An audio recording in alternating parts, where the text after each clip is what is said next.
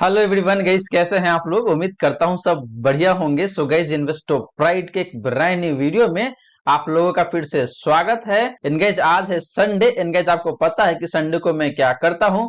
मैं करता हूं आप लोगों का पोर्टफोलियो को रिव्यू। जी हां दोस्तों, आज के इस वीडियो में मैं करने वाला हूं 5 ऐसे म्यूचुअल फंड पोर्टफोलियो का रिव्यू जो कि अपने आप में देखे तो काफी शानदार तरीके से दिख रहा है और कहीं ना कहीं देखे गए तो काफी यूनिक भी दिखने को मिलता है। तो इन्हीं पांचों म्यूचुअल फंड पोर्टफोलियो को रिव्यू करने वाला हूं गाइज आज के इस वीडियो में। इसके साथ साथ गाइज मैं आपको ये भी बताने वाला हूं कि वो 4 म्यूचुअल फंड कौन सा है जिसमें आप इन्वेस्ट करके भूल सकते हैं और लंबे समय में आपको काफी तगड़े तरीके से पैसे बना के दे सकता है वो चारों के चारों म्यूचुअल फंड गाइज। और गाइज ये चारों ही म्यूचुअल फंड देखे तो अपने आप में इस तरीके से परफॉर्म करके दे रहा है जो कि अगले 20-25 सालों में आपको काफी ढेर सारे पैसे बना के दे सकता है और आप बड़े आसान तरीके से करोड़पति बन सकते हैं अगले 20-25 सालों में। इसके अलावा गाइज आप में से काफी सारे लोगों ने क्वेश्चन पूछा हुआ था कमेंट सेक्शन में कि भाई अभी के टाइम में लमसम करना चाहिए या फिर नहीं करना चाहिए। तो इस क्वेश्चन को भी मैं काफी अच्छे तरीके से आंसर करने वाला हूं आज के इस वीडियो में कि आपको अभी का जो मार्केट का मूड माहौल है उसको ध्यान में रखते हुए आपको मार्केट में इन्वेस्ट करना चाहिए लमसम के माध्यम से या फिर नहीं करना चाहिए। तो इस क्वेश्चन को भी काफी अच्छे तरीके से एक्सप्लेन करने वाला हूं आज के इस वीडियो में। तो गाइस, आज का जो वीडियो है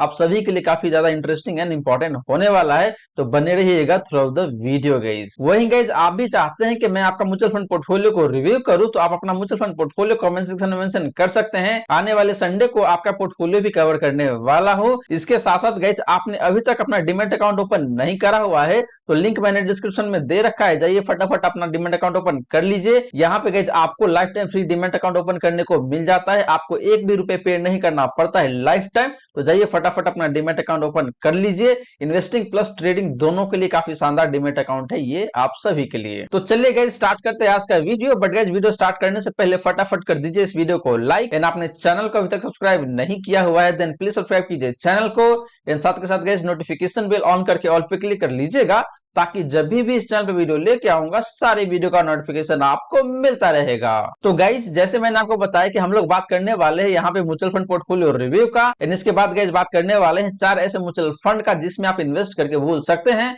और लंबे समय में आपको काफी तगड़े तरीके से पैसे बन के आ सकता है। तो चलिए गाइस, सबसे पहले बात कर लेते हैं आपका म्यूचुअल फंड पोर्टफोलियो रिव्यू का एंड इसके बाद गाइस बात करेंगे हम लोग उन चारों म्यूचुअल फंड का जो कि आपको काफी तगड़ा पैसे बना के दे सकता है अगले 20 से 25 सालों में। तो गाइस, बात करें आज के इस वीडियो का पहला पोर्टफोलियो या फिर पहला क्वेश्चन का, तो यहाँ पे देखे तो कौशिक समानता है, इन्होंने अपना पोर्टफोलियो पोस्ट करा हुआ है एंड इनका कहना यहाँ पे ये गाइस कि sir please review this portfolio.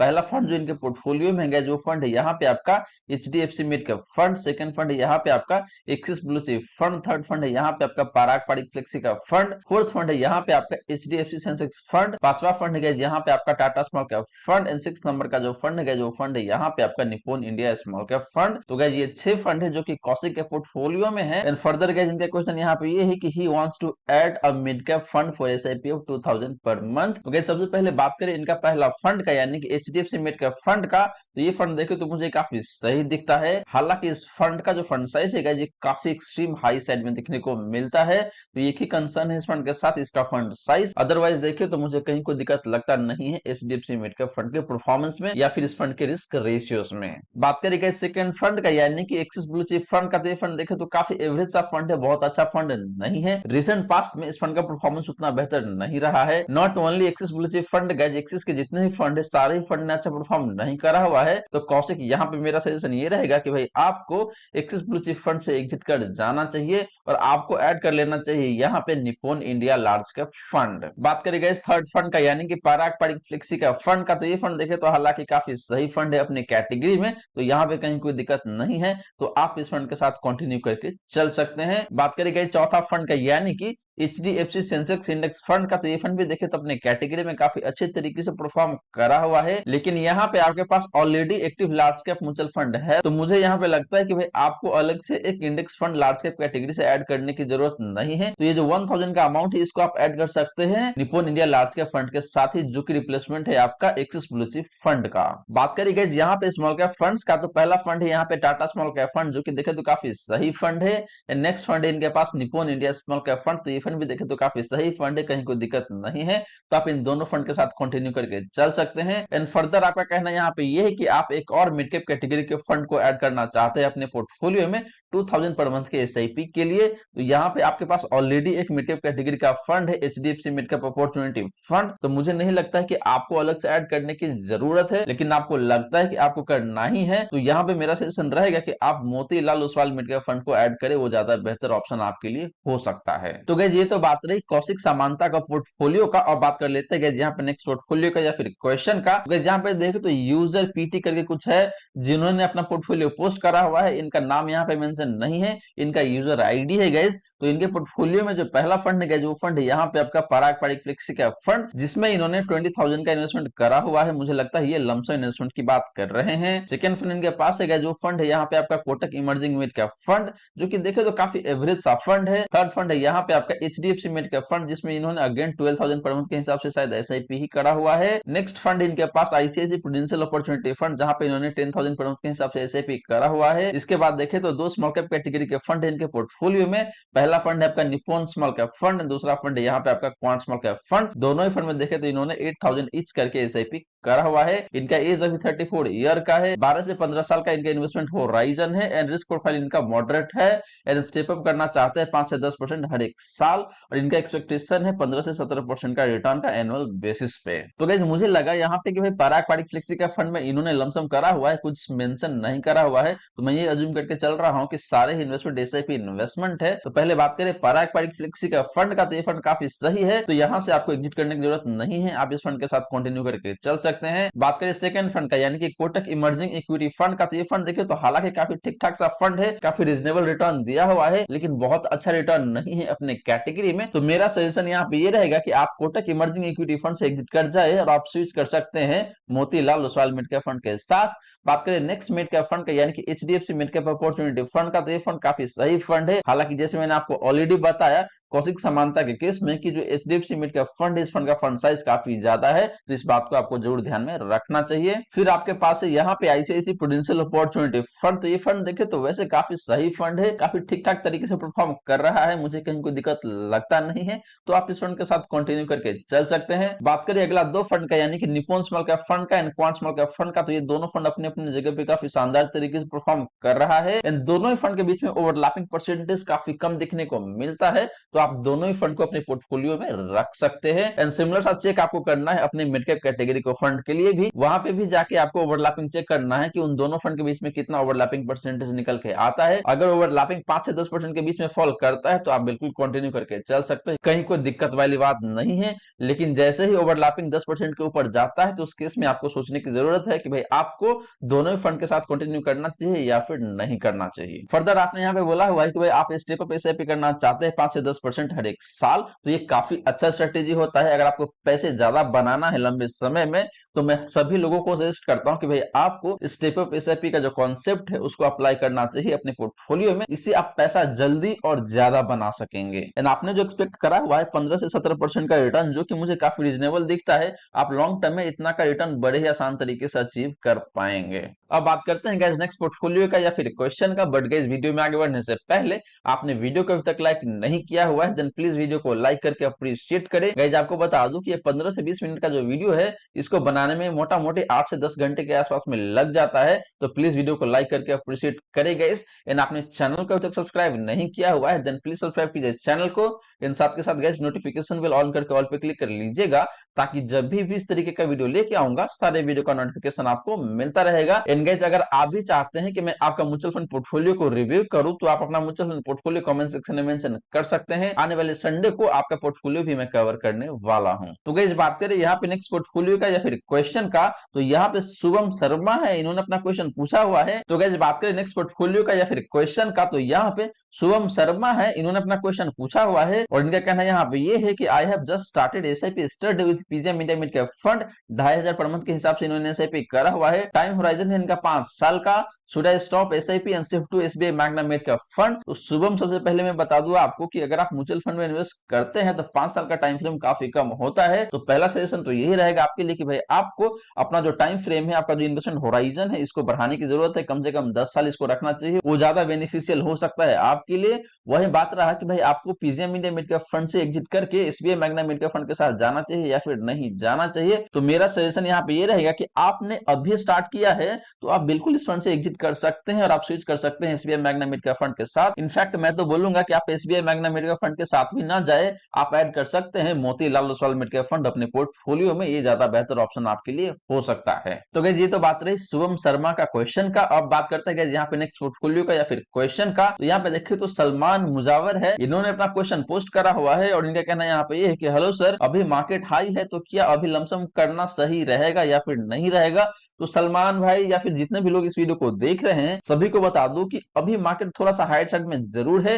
तो मेरा सजेशन यहाँ पे क्लियर कट है कि भाई आपको थोड़ा सा वेट करना चाहिए अगर आप मार्केट में लमसम इन्वेस्टमेंट करना चाहते हैं तो। लेकिन गाइस इसके विपरीत एक बात और मैं बता दूं आपको कि अगर आप लंबे समय के लिए इन्वेस्ट करना चाहते हैं म्यूचुअल फंड के थ्रू मार्केट में तो आप कर सकते हैं, अभी भी करना चाहे तो अभी भी कर सकते हैं। थोड़ा बहुत पेन आपको हो सकता है, यानी कि थोड़ा बहुत लॉस हो सकता है, लेकिन अगर आपका इन्वेस्टमेंट होराइजन 10 साल या फिर उसके ऊपर है तो आप लंबे समय में प्रॉफिट ही बनाएंगे म्यूचुअल फंड से। ऐसा मेरा एक्सपीरियंस भी है और ऐसा मैंने बहुत सारे पोर्टफोलियो को भी देखा है कि लंबे समय में कभी भी लॉस नहीं होता है, इसके बावजूद भी कि उन्होंने सिर्फ लमसम करा हुआ है म्यूचुअल फंड में। तो फॉर द टाइम बीइंग मेरा सजेशन यहाँ पे यही है कि भाई आपको थोड़ा सा होल्ड करना चाहिए, जब मार्केट थोड़ा सा करेक्ट हो जाए उस केस में जाके आप मार्केट में लमसम इन्वेस्टमेंट कर सकते हैं या फिर म्यूचुअल फंड में लमसम इन्वेस्टमेंट कर सकते हैं। तो गाइस ये रही बात आपका सलमान मुजावर का क्वेश्चन का। अब बात करते हैं गाइस नेक्स्ट पोर्टफोलियो का या फिर क्वेश्चन का। तो यहाँ पे अजय गर्ग है, इन्होंने अपना पोर्टफोलियो पोस्ट करा हुआ है और इनके पास जो पहला फंड है जो फंड है क्वांट फ्लेक्सी का फंड, दूसरा फंड यहाँ पे इनका टाटा स्मॉल कैप फंड, तीसरा फंड यहाँ पे कोटक इमर्जिंग इक्विटी फंड, चौथा फंड है यहाँ पे इनके पास निपुण स्मॉल कैप फंड, एंड पांचवा फंड इनके पास यहाँ पे कैनरा रेवेको फोकस फंड। और सारे ही फंड में इन्होंने 3000 पाउंड के हिसाब से एसआईपी करा हुआ है। एंड फर्दर इनका कहना यहाँ पे ये है कि I am a beginner, please tell is this a good portfolio और make some changes please suggest. तो बात करिए आपका पहला फंड का यानी कि क्वांट फ्लेक्सी का फंड का। तो ये फंड देखिए तो वैसे काफी सही तरीके से परफॉर्म कर रहा है, लेकिन थोड़ा सा हाई रिस्क की फंड है, तो इस बात को जरूर ध्यान में आप रखें। बात करिए सेकंड फंड का यानी कि टाटा स्मॉल कैप फंड का। तो ये फंड देखिए तो वैसे काफी अच्छा फंड है, मुझे कहीं कोई दिक्कत लगता नहीं है। हालांकि इस फंड में आप गोइंग फॉरवर्ड कोई लमसम इन्वेस्टमेंट नहीं कर सकते हैं, तो ये एक थोड़ा सा कंसर्निंग पॉइंट है इस फंड का, तो इस बात को आपको जरूर ध्यान में रखना चाहिए। इनफैक्ट यहाँ पे मैं आपको ये सजेस्ट करूंगा कि आप टाटा स्मॉल कैप फंड से एग्जिट कर जाए और ऐड कर सकते हैं अपने पोर्टफोलियो में क्वांट स्मॉल कैप फंड। ये ज्यादा बेहतर ऑप्शन आपके लिए हो सकता है, क्योंकि आपके पास ऑलरेडी एक निपुण स्मॉल कैप फंड है जहां पे अगेन आप लमसम इन्वेस्टमेंट नहीं कर सकते हैं गोइंग फॉरवर्ड, वहां पे सिर्फ एसआईपी ही अलाउड है। बात करिए आपका थर्ड फंड का यानी कि कोटक इमर्जिंग इक्विटी फंड का। तो ये फंड देखिए तो काफी एवरेज रिटर्न दे रहा है अपने कैटेगरी में, मुझे बहुत दिक्कत लगता नहीं है इस फंड के साथ। लेकिन अगर आपको बेटर फंड चाहिए मिड कैप कैटेगरी से तो आप ऐड कर सकते हैं अपने पोर्टफोलियो में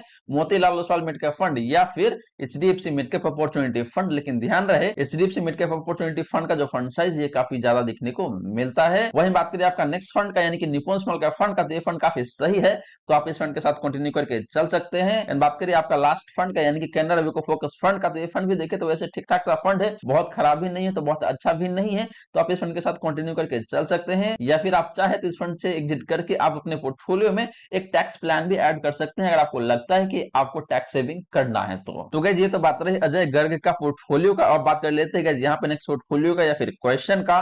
तो यहाँ पे देखे तो अशोक सुब्बुरमन है, इन्होंने अपना पोर्टफोलियो पोस्ट करा हुआ है और इनका कहना यहाँ पे ये है कि I am currently investing in PGM India mid cap fund, should I shift to Motilal Oswal mid cap fund now, is it correct और नॉट। तो अशोक बात करें यहाँ पे PGM India mid cap fund का। तो ये फंड भी देखे तो वैसे काफी अच्छा फंड है, मुझे कहीं कोई दिक्कत लगता नहीं है। हालांकि लास्ट 1 ईयर में इस फंड ने बहुत अच्छे तरीके से परफॉर्म नहीं करा हुआ है, लेकिन जैसे ही आप बात करते हैं लास्ट 3 ईयर का या फिर लास्ट 5 ईयर का, तो यहाँ पे PGM India mid cap fund का परफॉर्मेंस काफी सही दिखने को मिल जाता है। सिमिलरली बात करें Motilal Oswal mid cap fund का। तो Motilal Oswal mid cap fund का performance across the time frame काफी बेहतरीन दिखने को मिलता है। तो अगर आपको लगता है कि आप PGM India mid cap fund से एग्जिट करना चाहते हैं, इन दैट केस आप डेफिनेटली एग्जिट करके स्विच कर सकते हैं Motilal Oswal mid cap fund के साथ। तो गाइस ये तो बात रही आज के पोर्टफोलियो रिव्यू का, और यहाँ पे गाइस हमने मोटा मोटी 4 से 5 पोर्टफोलियो को कवर किया हुआ है और कुछ क्वेश्चन था उसको भी कवर किया। अब चलिए गाइस बात कर लेते हैं कि एक जन ने क्वेश्चन पूछा हुआ था कि भाई वो कौन कौन सा फंड है जो कि बाय एंड फॉरगेट टाइप का हो सकता है आपके लिए, जो कि इंडेक्स फंड के अलावा होना चाहिए। तो चलिए गाइस बात कर लेते हैं best buy and forget mutual fund का जो कि इंडेक्स फंड के कैटेगरी से नहीं आता है। तो गाइस बात करें यहाँ पे नंद रिविटमल का। तो इन्होंने अपना क्वेश्चन